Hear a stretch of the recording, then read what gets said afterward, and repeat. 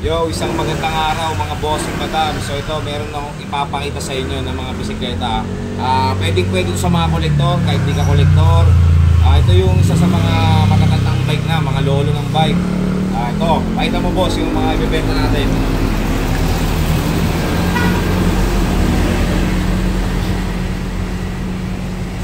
Boss. Boss, dito.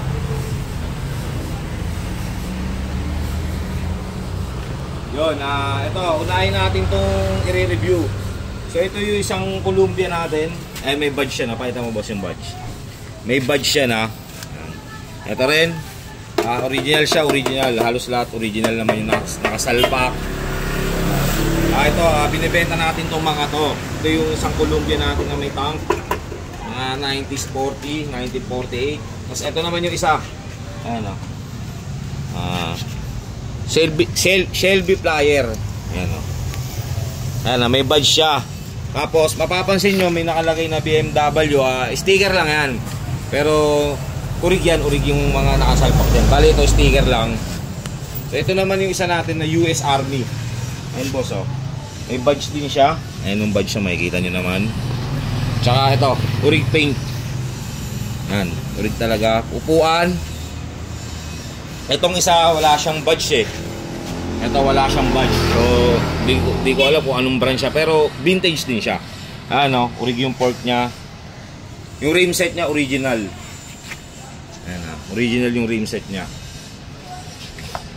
So yun, puntahan nyo lang to dito sa shop mga bossing. Inuulit ko, for sale to, lahat for sale. Pwedeng installment basta marunong ka magbayad, pero hindi mo makukuha yung bike hanggat di ka full pay. Pag cash naman, syempre bibigyan natin ng discount. Hindi siya budget meal kasi mga vintage bike to. Yun nga, for sale to, open shipping, pwede natin padala. Kung saan mo gusto, kung nasan lugar ka, pwede natin padala yan. So yun mga bossing, inuulit ko, for sale tong mga to. Ayan o, 4 na bike yan. 4 na bike, puro vintage, classic. Ito yung bike. Ayan, 4 na vintage siya na pwede natin ipadala mga bossing. For sale yan, for sale yan. Yun nga siya, mga 90s 40 na taon siya na ilabas.